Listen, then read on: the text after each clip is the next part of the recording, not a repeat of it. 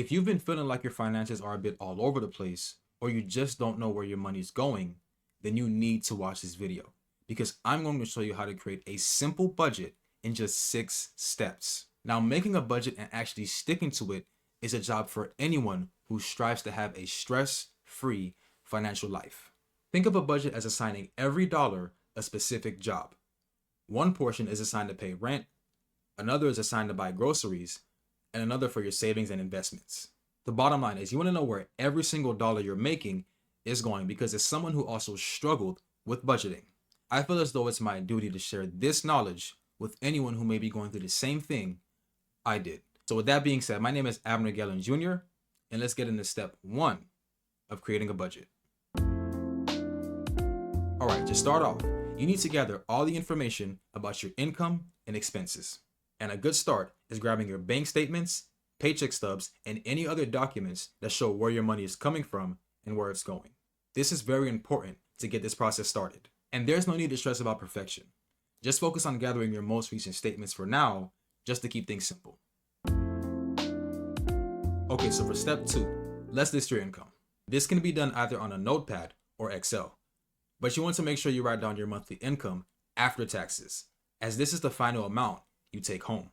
And if you have a side hustle or any other sources of income, be sure to include those as well, even if it's irregular, because you want to know how much money you're working with every single month.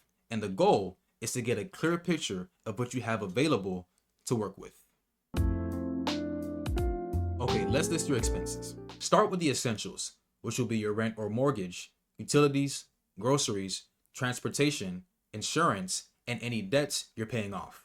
These are your fixed expenses, which are the things you know you must pay every month. Following that, you will list your variable expenses like dining out, entertainment, or subscriptions. And be honest with yourself. It's okay if you're not sure exactly how much you're spending, and if that's the case, take your best guess for now.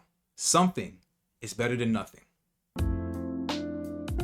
So now that you listed your monthly income and expenses, now is the time to subtract your total expenses from your total income. And the difference amount is called your budget balance. Now, if the amount of your monthly income exceeds your monthly expenses, then that's good news. But if not, then you might need to make some adjustments. And we'll get into that in the next step. Okay, so now you need to make sure your budget balance is in the red zone or the green zone.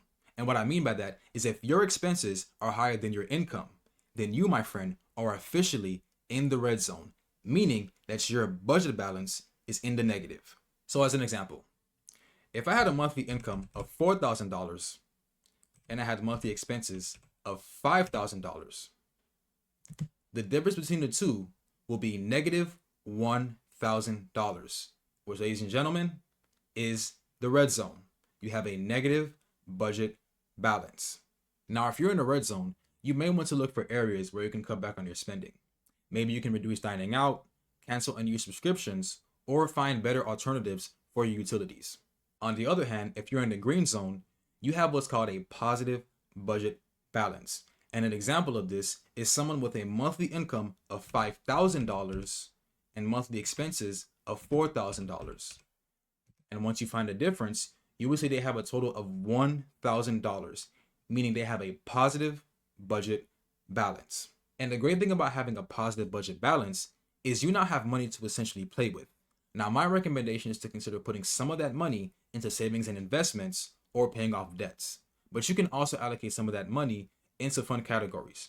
But be sure to prioritize essentials first. Okay, so now that your budget is set, it's time to track your spending throughout the month. And you can use apps like our very own Smart Financial Blueprint budgeting app, where you can track your spending on a monthly basis. I will leave a link to that in the description of this video, so please check it out if you're interested. But all in all, the key is to review your budget regularly, knowing your numbers, cutting back where it's needed, and staying on track with your financial goals. Thank you for watching, and as always, stay smart.